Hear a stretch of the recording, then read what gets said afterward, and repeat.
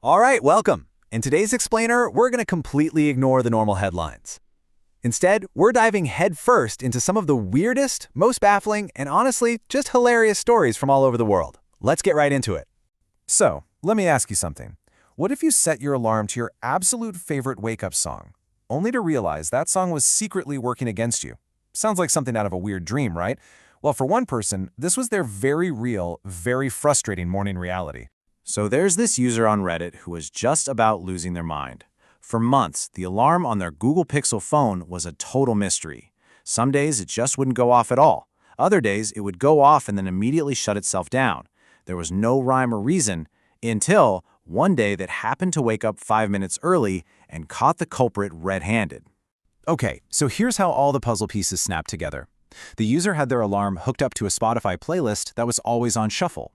Now, Google Pixel phones have this handy feature where you can just say the word stop to kill the alarm. You don't even need to say, hey, Google.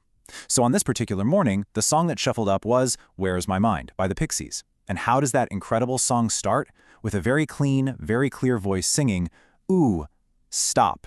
The phone heard the command, did exactly what it was told, and just like that, the mystery was solved. So what did the legendary band themselves have to say about accidentally causing all this morning chaos? They hopped on Twitter and posted this simple, absolutely perfect apology. Sorry about that. It's just a fantastic example of how our modern tech and classic art can crash into each other in the weirdest ways possible. All right, so let's zoom out from our bedrooms and onto the world stage, where the glitches aren't happening to our phones, but to the public appearances of some very important people. And trust me, it can get way more awkward. Case in point, Gabriel Boric, the 37-year-old president of Chile. He's visiting his hometown, feels a little nostalgic, and decides to take a quick trip down a small slide at a playground. There was just one tiny problem. He got completely, totally stuck. I mean, for a full 10 minutes, the president of a country was wedged in a kid's slide until his own staff had to come and literally break parts of the slide to free him. You can't make this stuff up. So, while one world leader is stuck in a slide, another one is dealing with let's just say a very different kind of public display. The night before the coronation of King Charles, one of the most precisely planned events in modern history, someone mowed a giant and very crudely drawn phallus onto the pristine lawn of the Royal Crescent. And what makes this prank just so much more absurd is the sheer contrast. You're looking at the king's estimated net worth, over 1.8 billion pounds, a fortune built on ancient palaces, priceless jewels, and fine art, being greeted by, well, that. The juxtaposition is just poetry. But, believe it or not, the giant lawn drawing was just the warm-up act.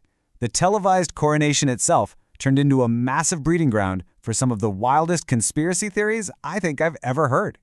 People at home were glued to their screens, analyzing every single frame. The biggest theory, the one that absolutely took over the internet, was this, that Meghan Markle, who was officially back in California, had secretly flown to London and snuck into Westminster Abbey disguised as this man right here. The internet just exploded with this. The reality, of course, was a little less thrilling. The man was actually Sir Carl Jenkins, a famous Welsh composer whose music was literally being played at the ceremony. So, he had a pretty good reason to be there. Oh, and the theories just kept rolling in. People were convinced that Prince Harry was intentionally seated behind Princess Anne's enormous feathered hat to block him from view.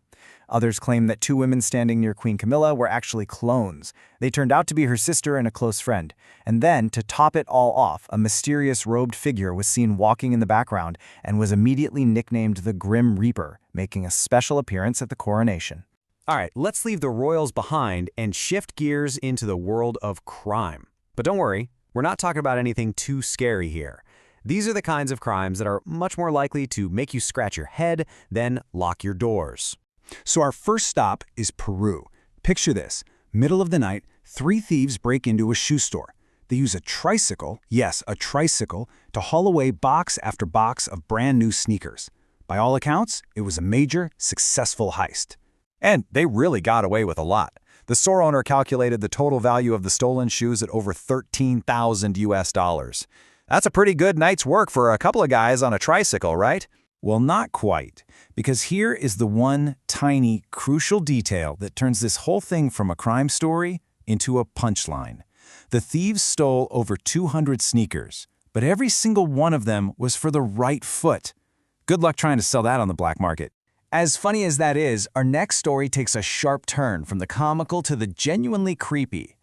For this one, we're heading to a hotel in Nashville, Tennessee. I'm just going to read you the direct quote from the victim because it says it all. A man staying at a Hilton hotel woke up at about 5 in the morning to find the hotel's night manager in his room, sucking on his toes. So when he was confronted, what was the manager's excuse? He claimed that he smelled smoke, so he entered the room simply to check on the guest's safety. The police, didn't really buy it. They pointed out that he never actually reported the smell of smoke to security. Nobody else smelled anything, and it was still a complete mystery how a fire safety check ended with him putting a guest's toes in his mouth. He was, not surprisingly, arrested. Okay, for our last story, we're going over to the UK. This is a case that isn't violent or creepy, but it might be the most confusing one of all. It involves a supermarket, an employee, and one single solitary donut. Here are the basic facts. A man named David Graham, who had worked at a supermarket for a long time, was fired from his job. His crime? He ate a donut. That's it. One. But the context here is absolutely everything. So this donut was past its sell-by date. It was literally on its way into the garbage bin. The problem was, the company had a very strict new policy that said staff were forbidden from eating any food that was going to be thrown out. Graham, who said he was frustrated with all the food waste, ate it as a small protest. He figured he'd get a slap on the wrist. Instead, the company fired him, classifying his action as theft of company property they were about to throw away. And that really brings us to the big, absurd question at the heart of all this. Was this a clear-cut case of theft where justice was served? Or was it a massive overreaction where a rigid corporate policy completely lost sight of common sense all over a single pastry that was destined for the trash anyway? I'd love to know what you think.